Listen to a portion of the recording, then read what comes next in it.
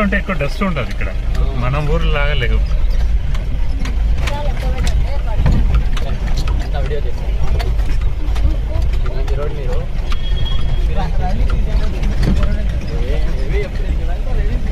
మంచిగా వచ్చేది ఈ సీజన్లో అంతా తక్కువ వస్తుంది. ఇంకోసారి మండలపల్లికి చేస్తాను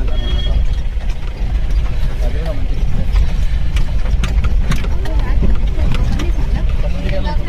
ఈ వీడియో అండి మన వెళ్తున్నాం కదా, అది గ్లాస్ బ్రిడ్జ్, ఇట్లా వెళ్ళాలి, ఈ రూట్ వచ్చి వెళ్ళాలి.